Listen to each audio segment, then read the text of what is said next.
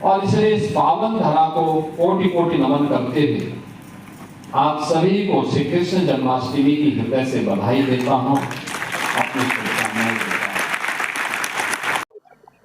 नमस्कार, आप देख रहे हैं अपनी मथुरा न्यूज और मैं हूं आपके साथ में प्रतीक चतुर्वेदी।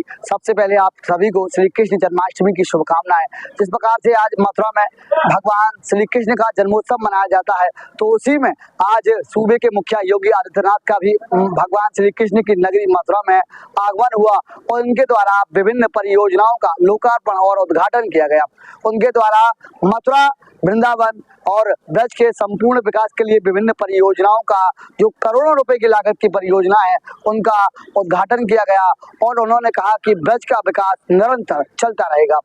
इसी के साथ में उन्होंने मां यमुना को लेकर भी कहा कि जिस प्रकार से मां गंगा स्वच्छ नजर आ रही है, तो उसी में मां यमुना भी जल्द स्वच्छ नजर आएगी और मां यमुना में एक बार फिर जो श्रद्धालु हैं वह आस्था की डुबकी लगा पाएंगे।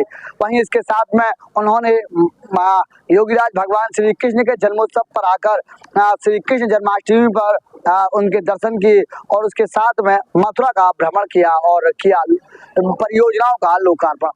और क्या कुछ कहा, सुने।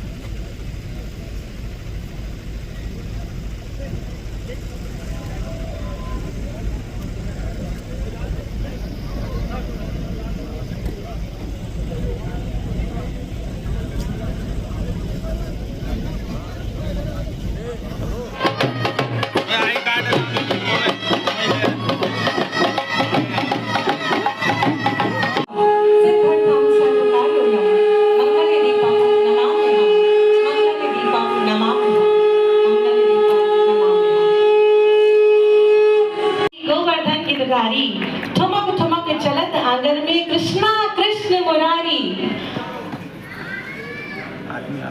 जिनकी लागत लगभग 273 करोड़ तथा 38 परियोजनाओं का शिलान्यास, जिनकी लागत लगभग 373 करोड़ है। इन परियोजनाओं के शिलान्यास और लोकार्पण से हमारे मथुरा और वृंदावन का सर्वांगीण विकास होगा। और इसलिए इस पावन धरा को कोटि कोटि नमन करते हुए आप सभी को श्री कृष्ण जन्माष्टमी की हृदय से बधाई देता हूं, अपनी शुभकामनाएं देता हूं। श्री कृष्ण जन्माष्टमी में यहाँ पर भक्तों की सुविधा और सुरक्षा का अवलोकन करने और जन्मभूमि पर दर्शन करने और रंगोत्सव में बरसाना में राधा रानी के मंदिर में दर्शन करने के साथ ही होली के उत्सव का साक्षी बनने का भी मुझे अवसर प्राप्त होता है। जो भी प्रस्ताव यहाँ के लिए स्वीकृत हुए, उन सभी प्रस्तावों के अनुसार यहाँ पर एक कार्यों का आज लोकार्पण शिलान्यास का भी हो रहा है, जिसमें 645 करोड़ रुपए की ये योजनाएं आज इस पूरे क्षेत्र को समर्पित की जा रही है। मथुरा, वृंदावन, बरसाना, गोकुल, बलदेव, गोवर्धन, राधा कुंड जैसे पावन तीर्थों से जुड़े हुए और संपूर्ण जनपद से जुड़े हुए आप सभी नागरिकों को, श्रद्धालुजनों को हृदय से बधाई देता हूं। आध्यात्मिक विरासत पर पूरी दुनिया आज शोध करने के लिए उतावली दिखाई दे रही है। विश्व मानवता को जब भी संकट के दौर से उभरना होगा, तो भारत की इस आध्यात्मिक विरासत को ही अपने जीवन का हिस्सा मान करके ही अस्थायी शांति और सौहार्द की परिकल्पना को आगे बढ़ा सकता है। भारत को अपनी गौरवशाली विरासत पर पूरा गर्व करने का अधिकार है, उसे हम आगे बढ़ाएं। उसका संरक्षण करने के लिए हम सबको मिलकर के कार्य करना होगा, मिलकर के आगे बढ़ना होगा। हमारे पूर्वजों ने विपरीत परिस्थितियों में भी इसका संरक्षण किया और आज तो सब कुछ है। केंद्र में प्रधानमंत्री मोदी जी के नेतृत्व में और राज्य में भी ये डबल इंजन की सरकार लगातार इसके लिए प्राणपण से जुड़ करके कार्य करना चाहती है और इसलिए आध्यात्मिक विरासत का संरक्षण हो लेकिन आधुनिक विकास भी हो। इसे जिसके बारे में लोग कहते थे नहीं हो सकता है, आज उस असंभव को संभव बनाया गया। कोई सोचता था आज से 14-10 वर्ष पहले, 8 वर्ष पहले कोई ये मानता था कि काशी में काशी विश्वनाथ धाम इतना भव्य बन पाएगा? कोई सोचता था? कोई सोचता भी नहीं था। लेकिन आज आप जाइए काशी में काशी विश्वनाथ धाम, आज से 5 वर्ष पहले, 6 वर्ष पहले कोई ये मानता था कि अयोध्या में इतना विकास हो जाएगा? श्री राम मंदिर निर्माण के बारे में लोग कहते थे ये सब केवल एक जुमला है। जिन लोगों ने जीवन भर जुमला ही पढ़ा है उनको ये भी संकल्प जुमला लगता था।